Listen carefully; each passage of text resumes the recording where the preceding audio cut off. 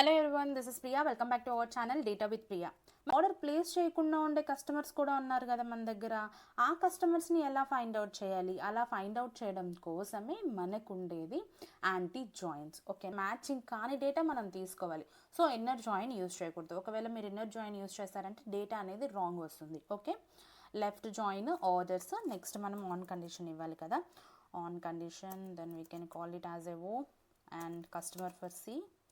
From the customer we can take customer ID equal to from order table, again same take that order ID. These are the called as primary key and foreign key and after amount ఎంత place చేశారో తెలియాలి కదా.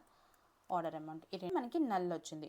So ఇప్పుడు మనం ఏం చేయొచ్చు అంటే ఇక్కడ మనకు ఒక కండిషన్ కూడా ఏంటి, ఎవరైతే ప్లేస్ చేయలేదో వాళ్ళు మాత్రమే మనము ఎక్స్ట్రాక్ట్ చేయాలి. ఇక్కడ మనకు అర్థమైంది, ఎక్కడ అర్జున్ అని వచ్చినప్పుడు వీళ్ళిద్దరు ప్లేస్ చేయలేదు, అక్కడ ఆర్డర్ ఐడి నల్ ఉంది. ఆర్డర్ ఐడి నల్ అంటే వాళ్ళు ప్లేస్ చేయలేదు అని. సో ఇప్పుడు మీరు ఒక వేరే కండిషన్ యూజ్ చేయొచ్చు. ఎప్పుడైతే ఆర్డర్ టేబుల్లో, ఓకే, నాట్ కస్టమర్ టేబుల్లో గైస్, ఆర్డర్ టేబుల్లో కస్టమర్ ఐడి ఈజ్ నల్ అవుతుందో, ఓకే, నల్ అవుతుందో ఆ టైంలో నల్ అయినప్పుడు ఉండే డేటా మాత్రమే ఎక్స్ట్రాక్ట్ చేయడం. ఇది మన పాయింట్.